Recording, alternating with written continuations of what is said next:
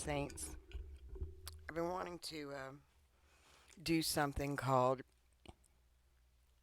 most people say, you know, well, I'll believe it when I see it. But the spirit realm's different.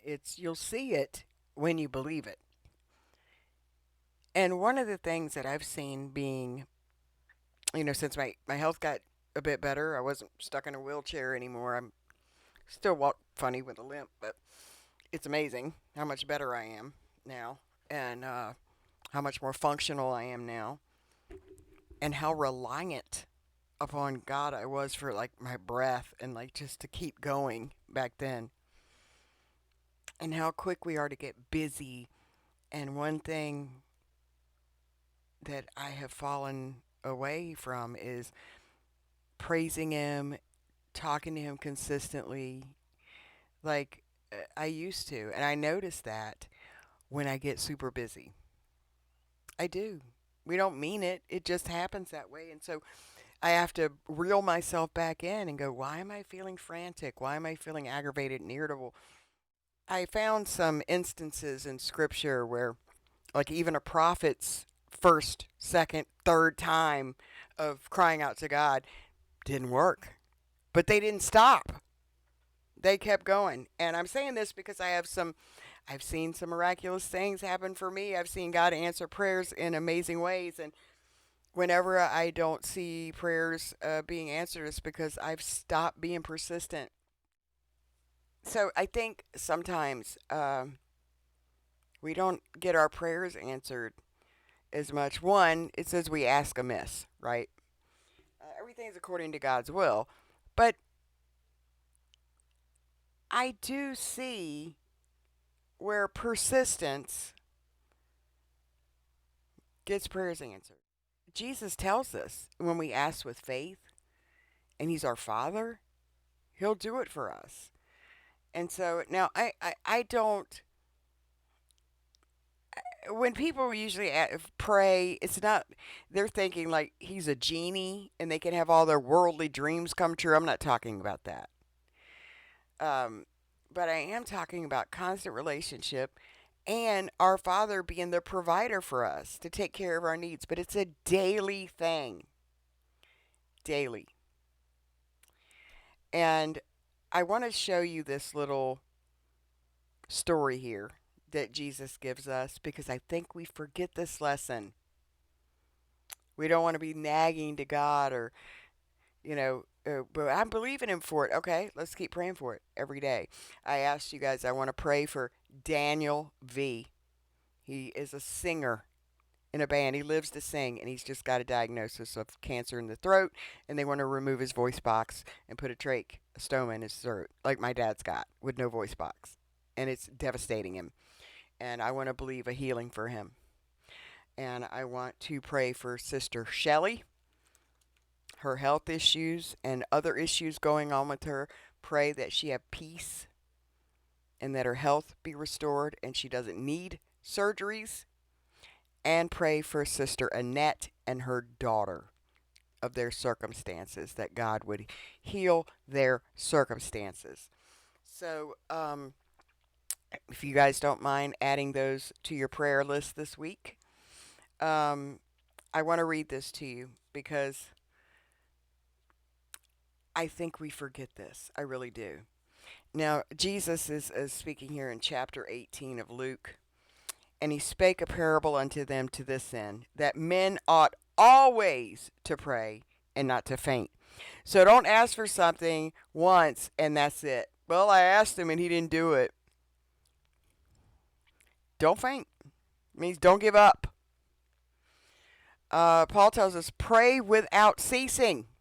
And I remember there was a time I was talking to the Lord all the time. It doesn't have to be a formal get on your face or on your knees. You can talk to Him all day. I like to have a formal prayer, though. But I talk to Him all day, no matter what I'm doing. Because He's always with me, and He's my Father. And saying, this parable, please take this to heart. There was a city, in this city, a judge. He did not fear God, neither regarded man. He didn't care He didn't care. He didn't care that what he was doing was right.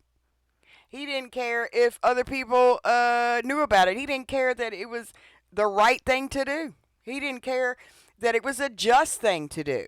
So basically, this man had no scruples and no judgment, no fear of judgment. He did what he wanted to do. So that's the kind of judge we got here. Okay, so remember that. And there was a widow in that city. You think people would feel for a widow? He don't. He don't care about people.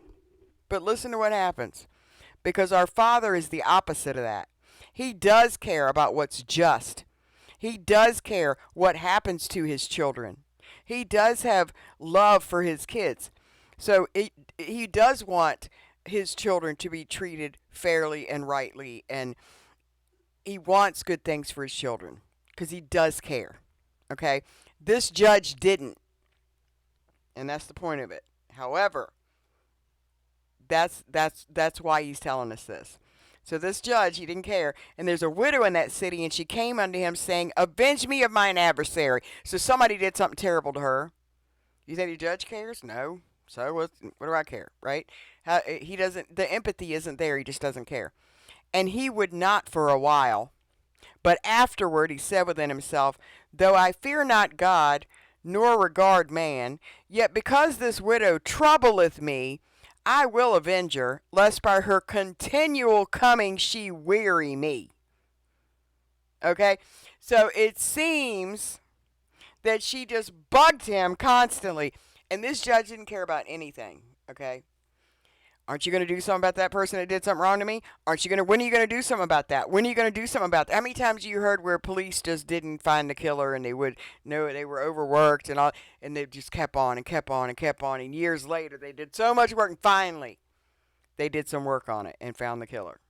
You find this all the time. They have to constantly be persistent, be persistent. Well, Jesus is saying, be like that widow, except your Father in heaven is not unjust and he's not uncaring. So if that widow in her persistence knew that what was done to her is wrong and wanted it to be righted, he didn't do it for any other reason than she kept asking. That's it. And so he continues, hear what the unjust judge saith. And shall not God avenge his own elect, which cry day and night unto him, though he bear long with them? But I wanted you to see it because he's telling us, don't give up. Pray. Pray. And believe God that he's good. And you know, I've seen this. I've seen this in the past. There is a prayer I did daily. It was pretty miraculous now that I go back and think about it. A lot of people were praying for me. I should not be alive. There's no doubt in my mind I shouldn't be here. So I just wanted to encourage some of you. Don't give up praying and don't give up believing. God's busy. He got a lot going on, right? How important is it to us? How important is it to us? If it's important to us, it's important to him. So if we keep approaching his throne of grace for help in the time of need, over and over again, bringing it to the forefront, he'll know it's important to us. And he does answer our prayers. It's not always the way we think, but Jesus gives us something there. He's telling us, be persistent in your prayers.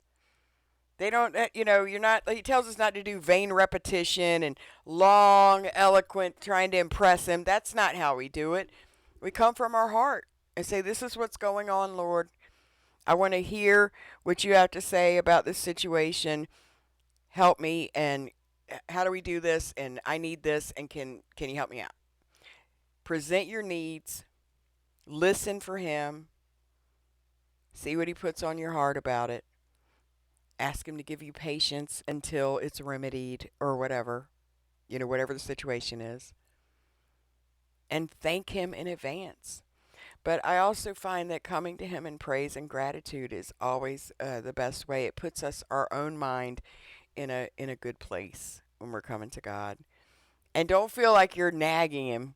He's got lots of angels there to help out. So Jesus tells us to do this. Come boldly to the throne of grace. for help in time of need. And not only that, be persistent, be clear, be persistent. Keep praying, keep praying. Keep coming to Him with it. And I forget that. I mean, it's so simple, but I forget it. And so I'm reminding you to do that.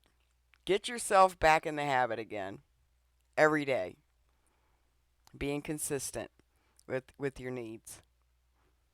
You know, we're told on this earth to not ask for anything, right? But and I know we talk to God without needing stuff sometimes, but I know we all feel like we need Him all day, every day, right? Like every time I'm in the car, I say my prayer over my family and over myself for protection and safe travel and so forth. And that's just habit. But I want to get in the persistent habit again of what I've been praying for. And I would have my prayer list and I would pray over people's needs and stuff. And they're getting long, so I'm going to be getting a new notebook to keep up for prayer so I can pray more than once for people. And I'm trying to pray consistently for someone. And so I just wanted to bring that to your mind because as much as I read scripture, sometimes the simple things, right, they just go right past me. I always want to get, complicated and deep. No, it's not. Just bug Him. Bug Him. Jesus said, keep being persistent, just like the widow. Except your judge is not uncaring. He does care. Now, if her persistence got an uncaring one that didn't care about God or man to do what she needed done, of course, the one who cares for you will do it. So I just wanted to encourage you with that and bring it to the forefront of your mind because sometimes these simple things just elude me and I overcomplicate it. And I thought it might be helpful to you. Okay, guys. Have a blessed day.